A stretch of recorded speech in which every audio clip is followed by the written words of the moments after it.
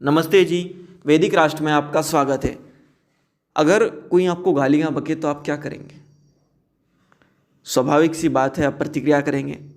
लेकिन संत में और सामान्य व्यक्ति में जो फ़र्क होता है वही हमारी प्रतिक्रियाओं में भी फ़र्क होता है, आम व्यक्ति की प्रतिक्रिया में और एक संत की प्रतिक्रिया में।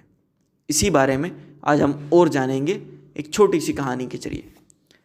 एक बार की बात है, एक प्रसिद्ध संत सत्संग के लिए एक नज़दीकी गांव में जा रहे थे।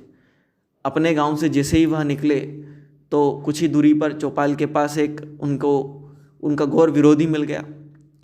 अब विरोधी ने उन्हें अपशब्द कहना आरंभ कर दिया।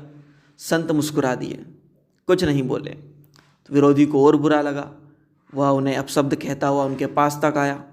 संत चल दिए, अपने रास्ते जा रहे थे, उसी रास्ते चलते गए और बीच में पड़ने वाले जंगल के पूरे रास्ते वह विरोधी उनको अपशब्द कहता हुआ, गालियां देता हुआ चलता गया। आगे आगे संत, पीछे पीछे वो उनका विरोधी गालियां देता हुआ, अपशब्द कहता हुआ उनके पीछे चला गया।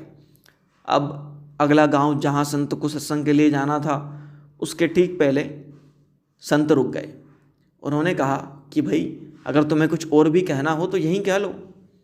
तो विरोधी को बड़ा आश्चर्य हुआ, कैसा व्यक्ति है, मैं इतनी गालियां दे रहा हूँ इतनी देर से और इसने कहा भी तो मात्र ये।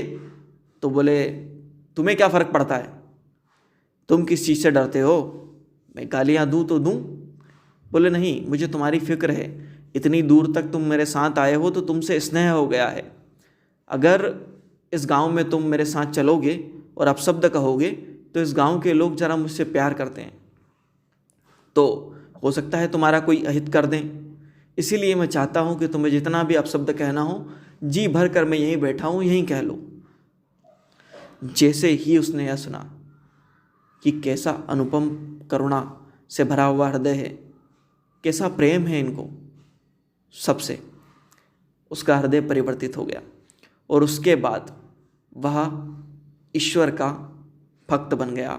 उन संत के सानिध्य में ईश्वर भक्ति के मार्ग पर चलने लगा, वेद के मार्ग पर चलने लगा।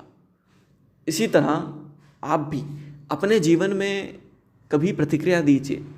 कोई अगर आपका विरोध करे, आपके खिलाफ कुछ कहे, ज़बरदस्ती आपको परेशान करे, प्रयास कीजिए कि जब तक बहुत ज़्यादा ज़रूरी ना हो उसको मुस्कुराकर मात्र अवॉइड करते रहें, आप उसको नज़रअंदाज करते रहें। इससे आपके मुस्कुराने से, आपके नज़रअंदाज करने से आपकी जो महत्ता है, आपके हृदय की जो करुणा है, वह दिखेगी।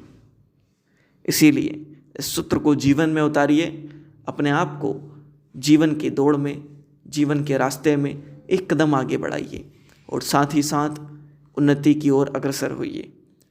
इसी के साथ वैदिक राष्ट्र को सब्सक्राइब करना ना भूलें, क्योंकि नीति वचन, वैदिक विचार, प्रेरणादायक कहानियाँ, महापुरुषों के जीवन प्रेरक प्रसंग और वेद से संबंधित मंत्रों की व्याख्या और वैदिक लेख हम आपके लिए लगातार लाते रहते हैं। इसीलिए वैदिक राष्ट्र को लाइक करें, शेयर करें, सब्सक्राइब करें और बेल आइकन की घंटी को दबा दें, ताकि जब भी हम नया वीडियो डालें सबसे पहले नोटिफिकेशन आपको पहुँचे।